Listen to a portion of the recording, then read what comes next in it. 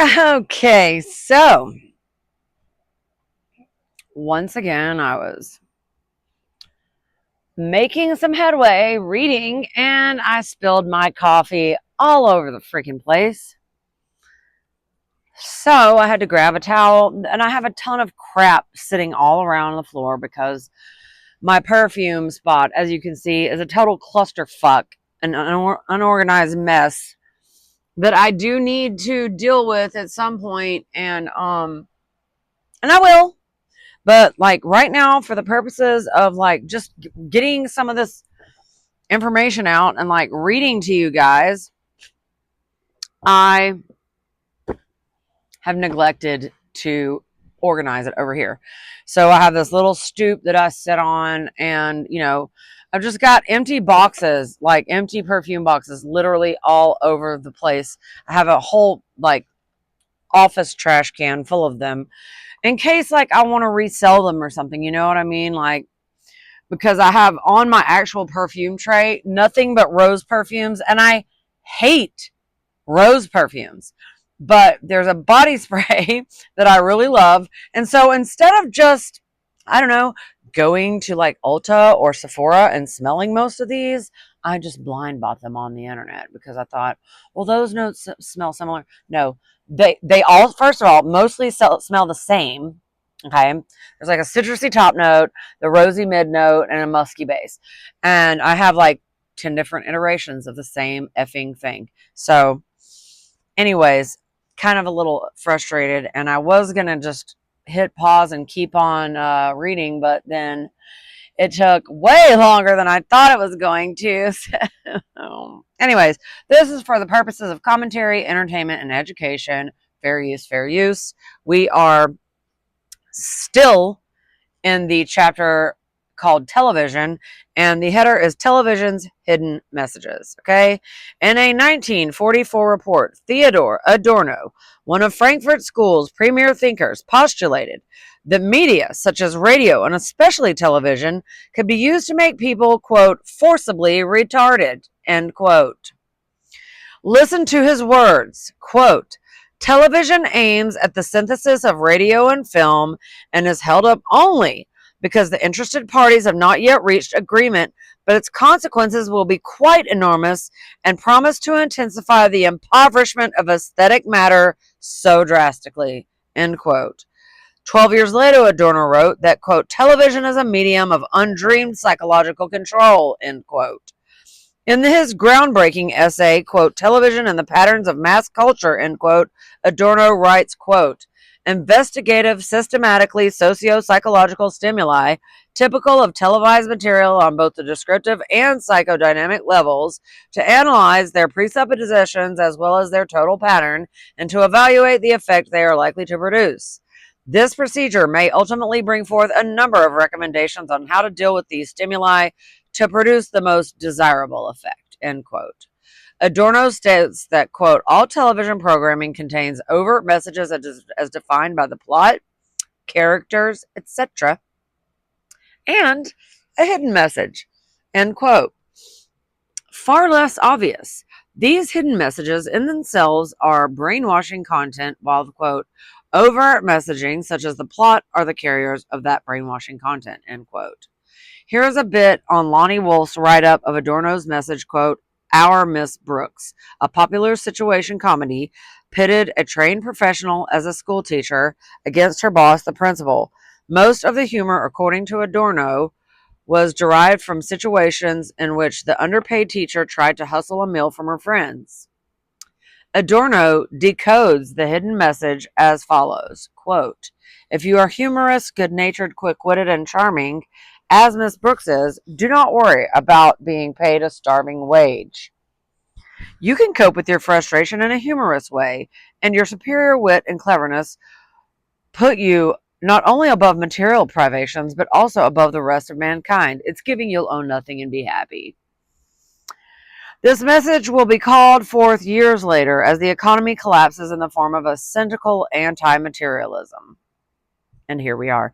It came forth with a vengeance among the 1960s lost generation and the first wave of counterculture, end quote.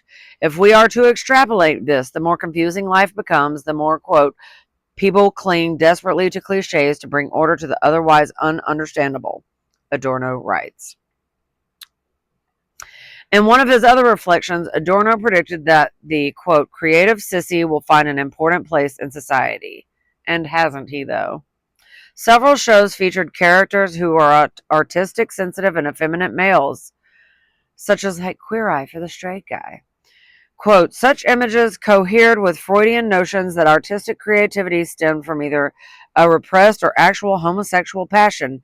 These effeminate, sensitive males usually come up against the other more aggressive male macho images, such as cowboys who are, excuse me, my nose is so itchy, uncreative, end quote. Okay. The animal kingdom in us is the next subheading. Another key area of brainwashing is the creating of identity between man and animal. From children's cartoons to television shows and major motion pictures portrayed animals acting like they were human beings. Over time, according to studies, kids lost their ability to differentiate between most animals and human life. Format shows such as Lassie, the animal was a, quote, hero who often defeated single-handedly, quote, bad people who wanted to hurt Lassie's childhood friends. Quote, all of this identification with the animal and the blurring of the distinction between what is human and what is animal played back a generation later in the lunacy of the environmental movement, end quote. But even before there was television, another mass media phenomenon preconditioned young people for the non-rational audio-visual experience. The Walt Disney full-length feature cartoons such as Snow White, Cinderella, Sleeping Beauty, Pinocchio, and more recently, Little Mermaid and Beauty and the Beast. Without even realizing it, adults and children alike have been subjected to over 60 years of some of the most vile and pernicious propaganda in modern history, and to that I say hear, hear. Quote, these full-length cartoons are aimed at becoming universal experiences for generations of children and their parents, containing moral messages that would stay with a child through most of his adult life, end quote.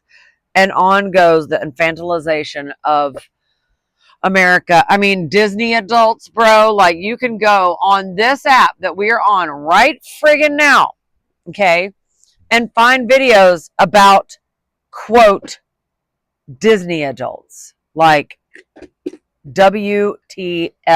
Like, what even is that? I'm sorry. I'm trying to resituate my stoop. Okay. Yeah, like, I've never been to Disney once in my life. Never would I ever go to Disney. Like, I'm a grown adult. And I don't watch cartoons. Like, even stuff like cartoons made for adults, like The Simpsons and Family Guy. I don't watch cartoons. I don't give a shit.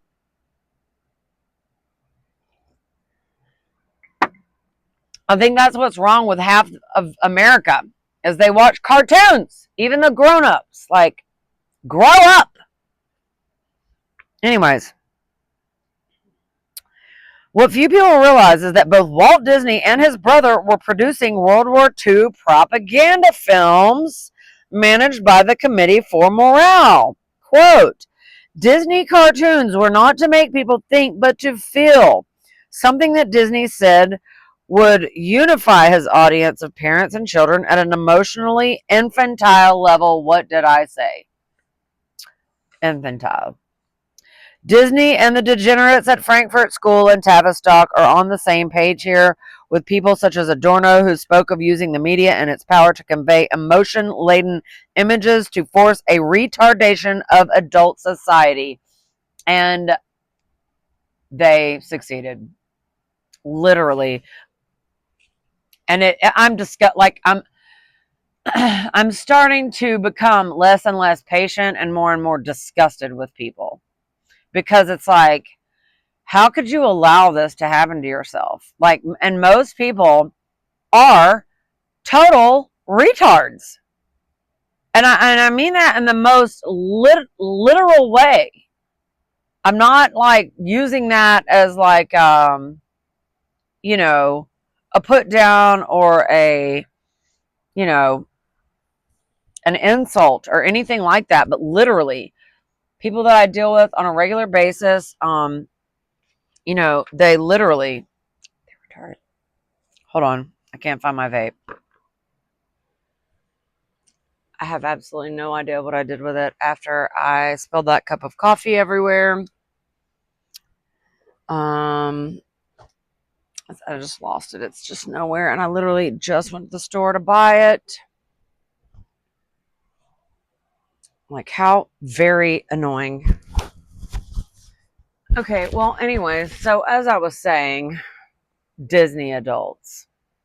Disgusting. Okay, so we were talking about how Walt Disney was a propagandist and he was also a pedophile.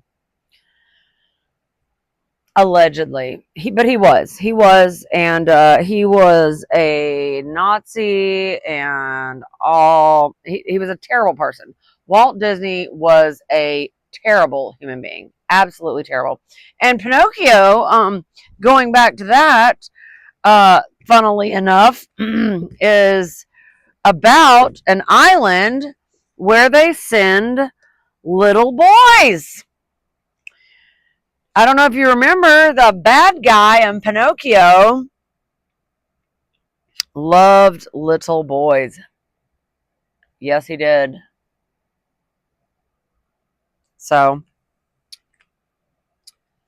how long has that shit been going on? You know what I mean? Like, how long? Probably for a long time, because that's how they get their power, is by sacrificing innocents. That's like literally part of their religion. Anyways, let me reel my contempt back in, because it is great, my contempt for these people. So, anyways, all right, let's keep going. Let's keep reading. Okay. So they're basically forcing retardation of adult society. Okay. Thus, pictures and sound were to create a mental image that would seem real, to give its characters an emotional dimension. In such a dreamlike state, people were more willing to accept the vivid imagery of his cartoons as real. Listen to Disney, and if you are a human being instead of a two-legged animal, his words should make you sick to your stomach. If all the world thought and acted like children, we'd never have any trouble. The pity is that even kids have to grow up. Wow, what a piece of shit. Without realizing it, you are being bombarded with an ultra-heavy dose of some of the vilest Jungian symbolism through the mass entertainment media, quote, creating mythological worlds of, quote, superheroes and, quote, supervillains, while introducing character representation of archetypes such as Great Mother or the Wise Old Man or the Maiden or the Eternal Youth. This was no coincidence, as the largest concentration of Jungians in the United States continues to be in Hollywood, where numbers of producers, directors, screenwriters, actors, and actresses underwent Jungian, quote, dream therapy. And I want to say you could use Jungian as another J word for J's, because I'm pretty sure they all buy into this psychological manipulation. I mean, this is all born from them and their disgusting religion of Kabbalah. Quote, in addition, musicians, lyricists, and other components of the rock scene influenced by the LSD experience gravitated toward Jungian thought and inserted his symbolism into their songs. Nowhere are there sharper representations of Jungian archetypes than Disney cartoons. His cartoon representations were totally coherent with Jungian concepts, especially his consistent presentation of morality in the absence of the teachings of the Christian concept of the good. I'm not saying Judeo-Christian anymore, because that doesn't make any effing sense. So we're just not going to say it, okay? We're not going to legitimize it with even saying Judeo-Christian. What does that even mean? Those are two opposing ideologies. Motherfucker, I thought I did it again. Opposing ideologies, opposing belief systems, two different gods. Like, let's stop pretending that they have anything to do with one another. They do not. Okay? Okay. To the extent that good triumphs, it does so only through the intervention of magical powers of fairies, which are more powerful than evil. This is the essence of the kind of spirituality which Jung speaks of, the symbolic fight between dark and light forces outside the control of human reason. End quote. Kabbalah. But there's a scarier aspect of the entire Disney circus, with its grisly dip into the macabre. For the past 60 years, one of the most popular children's shows has been the Mickey Mouse Club, with its synthetic mix of real people, live music, cartoons, live interaction between humans and people, dressed up as animal characters.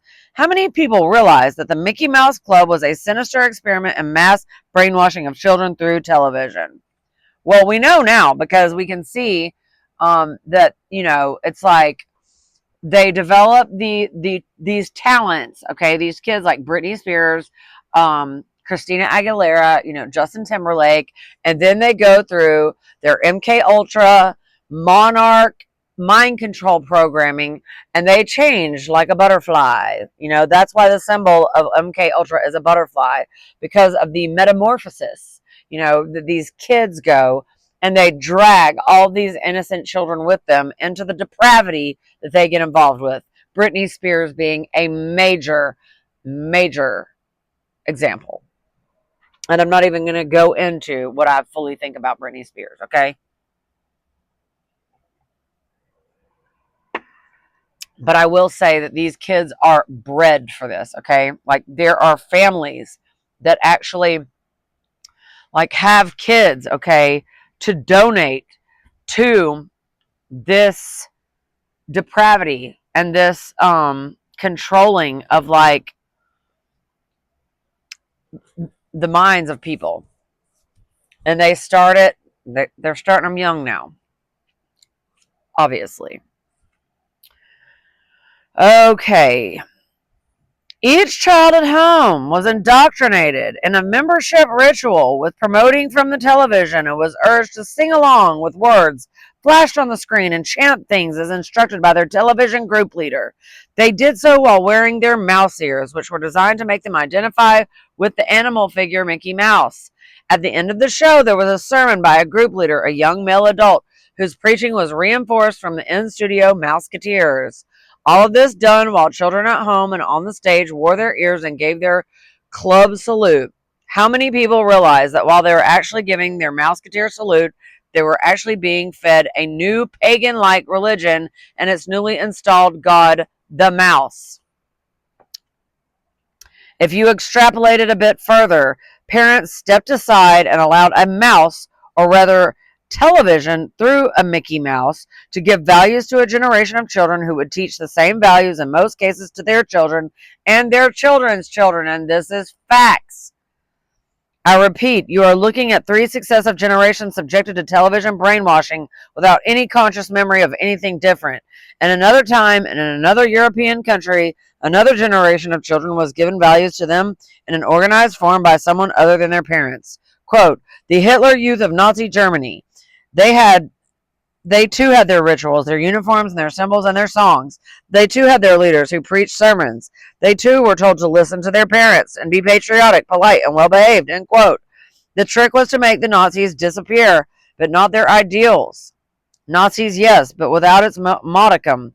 Mickey Mouse and the Austrian painter. Can you see a parallel?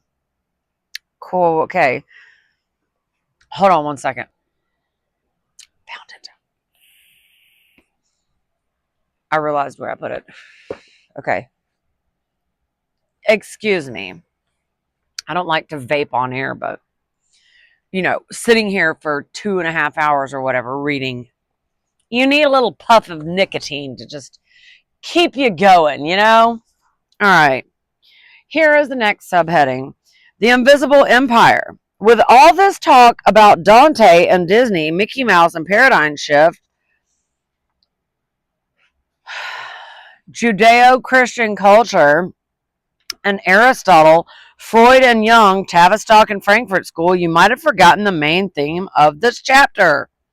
Let's have Edward Bernays, Freud's nephew, tell it like it is. And remember, I think I said maybe in the reading before this, like maybe part 15, I think I went into Edward Bernays a little bit, and how he's still, actually, I think there's still the documentary. It's called The Century of the Self. It's still on YouTube. It's like 3 hours long, so you have to commit 3 hours to watch it, but it is very eye-opening, and how propaganda was, the very idea of it was formed, and what it is called now, which is marketing.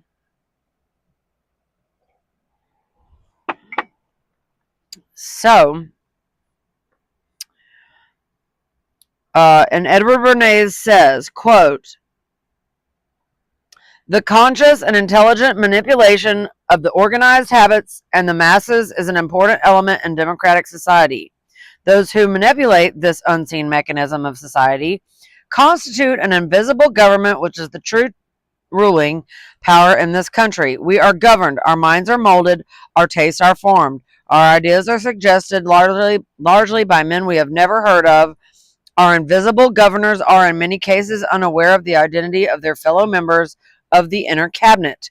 Whatever attitude one chooses to take toward this condition, it remains a fact that in almost every act of our daily lives, whether in the sphere of political or business, in our social conduct or ethical thinking, we are dominated by a relatively small number of persons who understand the mental processes and social practices of the masses. It is they who pull the wires which control the public mind, who harness the social forces and contrive new ways to bind and guide the world." End quote.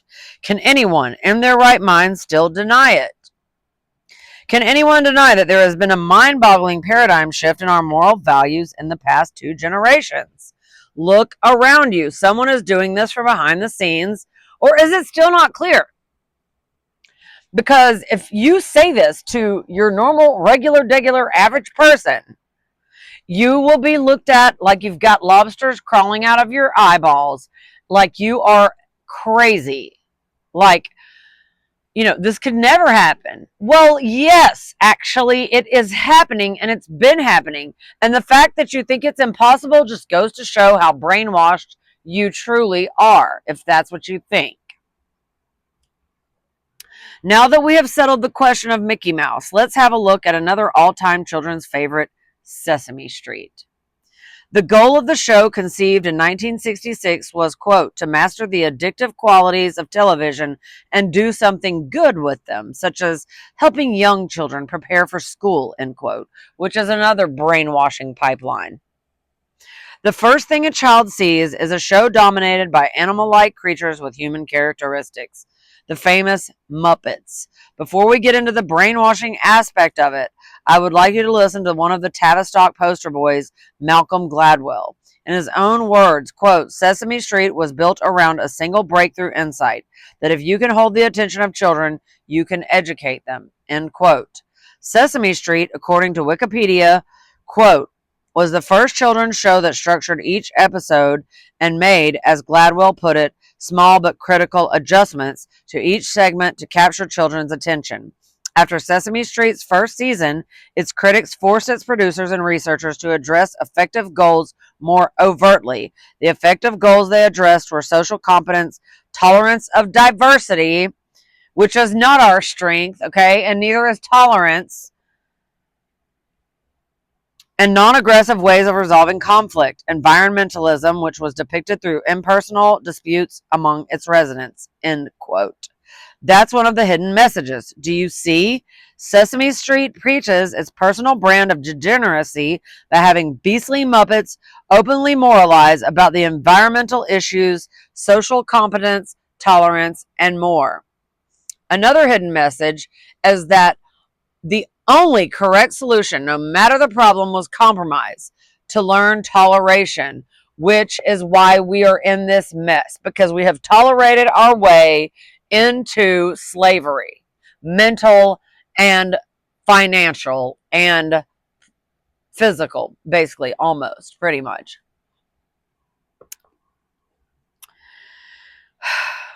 Okay, sorry. All of this is done while the Muppets teach the children to read and write, but there can never be compromise with evil. There can never be a toleration of evil. For those who hold universal truth as their ultimate objective in life. And that is what I do. So, no, diversity is not our strength, and tolerance is not a virtue. Okay. That's part of moral rectitude and character that define all great nations and people of ideals. Quote, shortly after creating Sesame Street, its producers began to develop what came to be called the CTW model, a system of planning, production, and evaluation that did not fully emerge until the end of the show's first season. The CTW model consisted of 4 parts: the interaction of receptive television producers and child science experts, the creation of a specific and age-appropriate curriculum, research to shape the program directly, and independent measurements of viewers' learning, end quote. But this is a big lie. Studies show that the show does not enhance learning. Quote, in many cases, it appears to inhibit their ability to understand more complicated ideas. More importantly, the studies indicate that the children appear addicted to the show, and by that addiction to become addicted to television viewing in general, end quote. As Neil Postman, a New York University professor, wrote in his book, Amusing Ourselves to Death. I feel like I had that book at one point. Quote, if we are to blame Sesame Street for anything, it is the pretense that it is an ally of the classroom. Sesame Street does not encourage children to love school or anything about school. It encourages children to love television, end quote. But I don't think children should love school either. They should love learning. School and learning are 2 different things, because when I was in school, I didn't learn shit. The only things that I've learned are like what I've taken it upon myself to learn on my own. I mean, maybe some math. That's like the only thing that stuck with me. And not even like, I can like cross multiply pretty much. Like that's what stuck with me. Okay, there is absolutely no question that Sesame Street is about as establishment as you can get. Well, duh, it's on PBS. Its money came from the Rockefeller-controlled Carnegie Foundation and Ford Foundation, who have pushed the Sesame product into a global network. Ford Foundation money comes from the Central Intelligence Agency, hardly a paragon of child education. David Rockefeller controlled Trilateral Commission, Council on Foreign Relations, the Carlyle Group, whose members include former President George W. Bush, former Secretary of Defense Donald Rumsfeld, not to mention some of the lesser-known members of the Bin Laden family and the Skull and Bones Yale University Secret Society. You didn't know that, did you? I didn't either. The David Rockefeller-controlled Carnegie Foundation is one of the key insiders in the powerful Bilderberg Group, who work diligently from behind the scenes to debase the world's education in order to bring us down to the level of cold human cattle. And that is what they're doing. They're culling us now. That's what the corona apocalypse was all about. I hope that people can stand back and see this. I pray for every person that watches this video that God will open your eyes to see, give you the eyes to see and the ears to hear what is true, and to be able to detect the BS. Because if you can't, you're fucked. And I say that with all the love and respect I can muster in my heart, okay? It is run as a business and always has been so. It has never lost money and continues to rake in substantial profits, all in the name of child-based education, which is weird because it's public television. Children weaned on this garbage have helped make Sesame Street into a $1.5 billion industry, one that, unlike the rest of the economy, is expanding each year. You don't agree? Let me ask you a question. Don't you consider it odd that your young daughter wants to grow up and be just like Miss Piggy or Big Bird? And then we have another subheading, the media eraser. What about adult brainwashing? How do they get to us, the big people? One of the all-time favorite Spanish television shows is Cuéntame qué pasó. Tell me what happened. The show premiered on Spain's public television on 13th of September 2001. How convenient. The story begins in April 1968 and paints a day-to-day portrait of Franco's Spain through the adventures of middle-class Alcantara of the 1960s, then the 1970s, and into a modern democracy. So far, so good. However, does the show focus on the real horrors of the period? The drugs, the destruction, the collapse of social values, the changing paradigm of society? Not at all. Instead, we are treated to a daily diet of superficial boy loves girl thing, with television parents never succumbing to stress and cliche family quarrels. Franco's death and subsequent changes are treated with a kind of degrading moralism. Quintame que paso is what's called controlled flashbacks for the baby boomers. Quote, to what they would now like to think the 1960s were like. By doing so, the producers have put you in touch with the most infantile and banal emotions and made you feel nostalgic for them. The hidden message. In these difficult times, one had best cherish, cling to memories and values of one's infantile past. Think of television as a big eraser, wiping away your real memories of the past, the reality of the way things really were. End quote. The tube superimposed a twisted and distorted view of what reality through appeal not to your mind, but to your infantile emotions. The idea of rewriting history through the use of media is not new, but this is the first time that it is being done while the people who lived the history are still very much alive. Okay, and then we come to the world of advertising, which is what I said Bernays was really doing and what marketing really is. It was all for advertising. Television is the most effective way to brainwash you, but it is not the only way. Madison Avenue in New York, the epicenter of advertising, has also contributed their fair share, and by extension, the cult of celebrity would play a role in disseminating what Tavistock wanted you to believe. In the 1920s, Edward Bernays took peacetime propaganda and renamed it public relations. Quote, public relations created the consumer society, which was said to be the cherry on the icing of the free market capitalism cake, with the introduction of celebrity endorsements and product placements. End quote. And that is what most of the tripe on YouTube now is today. Everybody's got a sponsor. PR consolidated the theories of mass psychology and schemes of corporate and political persuasion upon the average person's beliefs by appealing, quote, above the mind directly to emotions and instincts.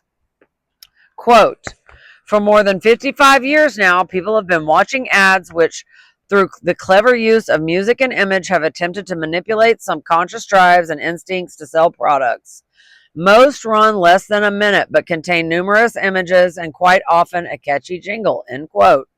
The formula is simple. If you are a young person in the Western culture, advertising meets your information needs about growing up and living life.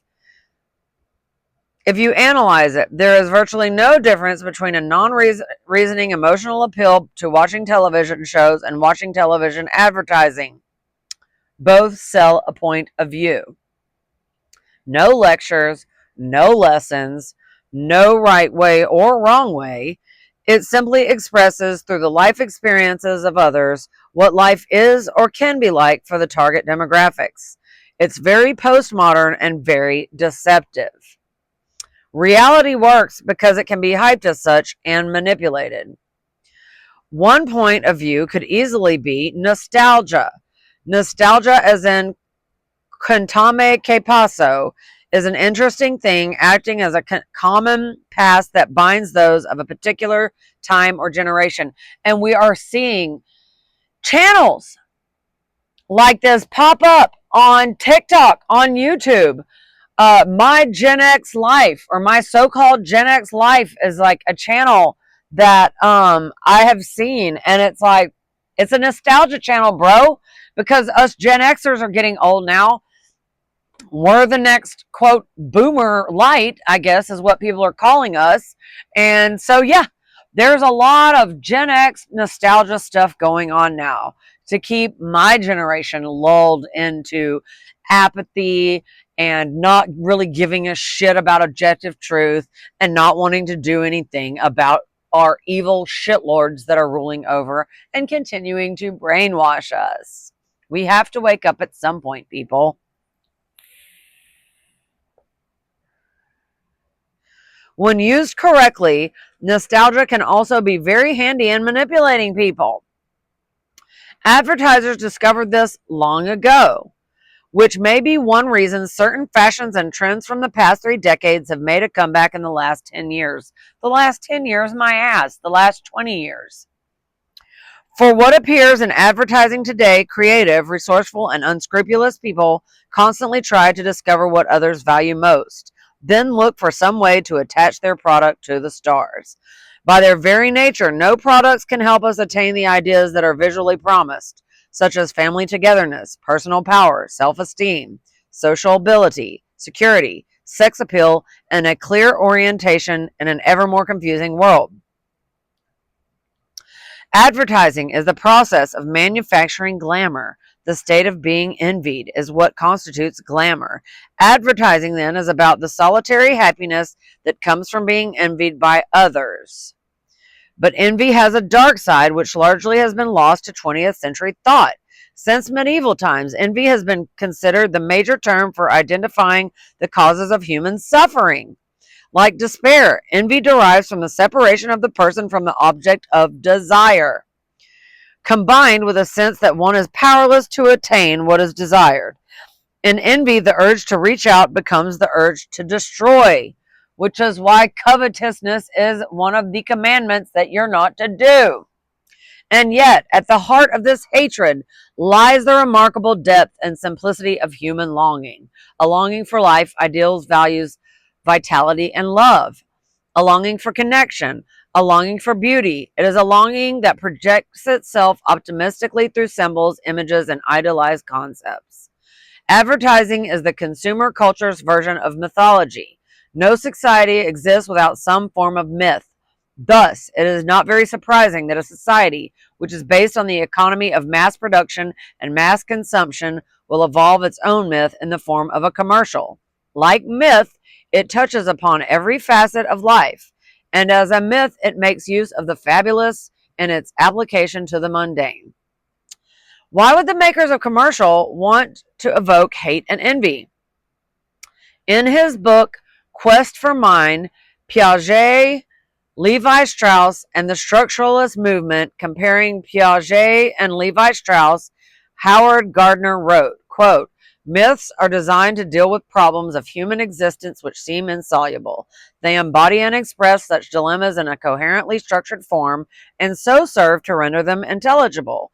Through their structural similarity to given real-world solutions, myths establish a point of equilibrium at which men can come to grips with the crucial components of problem. Thus, a myth is both intellectually satisfying and socially solidifying." End quote. Commercials driven by value-laden images which are unrelated to the product may be alienating us from the very values they exploit, confusing us about how to attain these values, laying the groundwork for despair, resentment, and apathy. Because products do not provide the kind of psychic payoff promised by the imagery of advertising, we are left to doubt whether anything can. If we follow this doubt, we wind up contemplating a state of mind in which a black hole surrounds almost every product like a ghostly negative of its radiance, the black hole of a failed promise. And into this black hole, by advertising's exploitation of so many ideal images, steps any religion that promises to cut through the cycle of idolatry and connect us with the one great ideal that transcends all others, God, immortality, cosmic foreverness, spiritualism, etc. Thus, in many respects, advertising has co-opted religion for its own purposes. That is a disturbing possibility, but another possibility is even more disturbing. Could we be producing a generation that distrusts ideals altogether? Because most powerful, convincing, and forceful presentations of those ideals occur on television commercials where the ideals are prostituted in the service of sales? Are we responsible for the creation of the most disillusioned generation in the history of mankind? A generation that will have difficulty not hating beauty of the kind used to manipulate and disappoint them in advertising? Worse still, will they also hate to be delicately overpowered by real beauty when they encounter it in the world? Will people continue to be able to hope, have faith, set goals, and believe in something beyond themselves? Beauty has not always seemed so complicated. Quote, from the times of the Greeks to the early 20th century, philosophers and poets connected beauty with such glorious ideals as truth and harmony. For Dante, such ideals were the guiding lights that illuminated existence. One only has to remember the conclusion of Keats' Ode on a Grecian Urn. Beauty is truth, truth beauty. That is all. Ye know on earth, and all ye need to know. End quote. The magazine cover in which feminine seductiveness, or the comic strip in which narrative clarity has absorbed all the artist's creative impulses, are contemptible, not because of their insistence on sex appeal or their concentration on anecdote. Titian and Boucher could rival them in the former, Giotto and Goya in the latter, but because of their lack of enrichment from within. They are hollow for the same reason that abstract artists are small and often insignificant. The success of modern advertising reflects a culture that has itself chosen illusion over reality. The supernormal images of perfection presented on the media are worth some thought, because any kind of a guiding image has a double nature. But idealized images are uplifting only when there is some way to move from where you are in the direction of the values implicit in the image. If there is nothing to connect us with the image, so the ideal seems unattainable. We feel cut off from it, thus promoting not the joining of the audience and the ideal, but just such a separation. Advertising promotes despair first by surrounding us with images of unattainable perfection. Second, advertising promotes despair by implying that the product will deliver the ideal when it can't. People do not need new cars every 3 years. Plasma television brings little enrichment of human experience. The length of a dress does not affect the expansion of knowledge or increase the capacity to love. As one critic of advertising put it, quote, sadness betrays the idol, like idyllic, not idol, IDOL, of advertising's more than perfect world, end quote. Despair is a natural byproduct of the experience structured into the way advertising promises to deliver the values implicit in its hypernormal images. As Vladimir Nabokov acutely remarked, quote, and our love for the useful, for the material goods of life, we have become easy victims of the advertising business.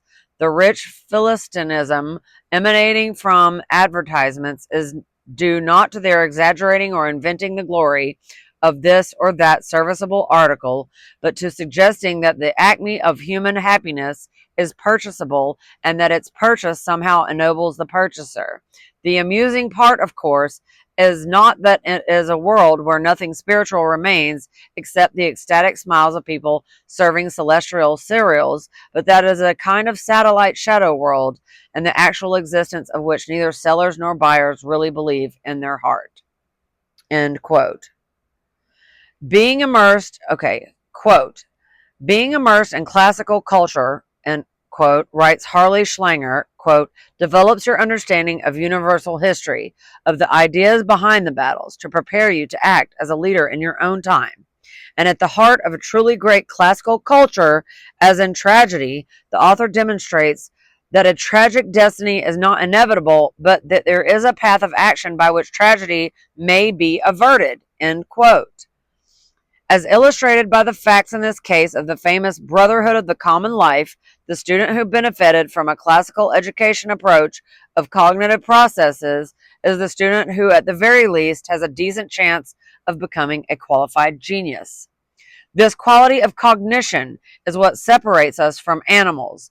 These are the true discoveries of principle, the discoveries made by individual minds that have permitted the species to increase the potential population density of humanity from the level of a higher ape of a few million strong to over 300 million in the 15th century and over 7 billion today. History, if taught from the perspective of cognitive development of whole cultures and of the individual within the culture, also acquires the status of a true science. It is through the valid ideas that humanity is above the apes, and most of humanity rises above the barbarous and feudal condition of human cattle. History, in this sense, is the history of ideas, production, circulation, and its realization. However, the first prerequisite to understanding our rightful place in the universe starts with you, reader. Go on, turn off your TV, and most importantly, keep it off. And then this guy has like hella footnotes just for that chapter. I mean, like literally. I guess he had to with all those quotes, but like, there's, see this? I mean, literally, it starts. I'm just going to show you, and then I'm going to sign off for now. But you see, end notes. It starts there, and it goes, and there's literally like 3 freaking pages. And then the next chapter is going to be chapter 6, cybernetics. Okay. And that sounds like a Scientology term to me. But I could be wrong. But I don't think I am. Anyways, this has gone on for 45, now 46 minutes, which is usually the length that I like to go to. So I'm going to stop now. I'm going to go do something productive, and I may come back and read some more. So anyways, because I really want to get this book done so that we can start another book. And I am going to interrupt this whole thing, like trying to prove to you guys that it's the Jesuits and the Jays. So it's the 2 Jays that are like literally trying to conquer us here. And maybe the Jays are the scapegoat. I don't really know, but I really don't care. Okay. Because they literally are the ones like outwardly trying to control everything. And that's a problem. Okay. So, keep noticing, keep observing, keep calling out the bullshit. I love you guys. And I'll see you in the next one.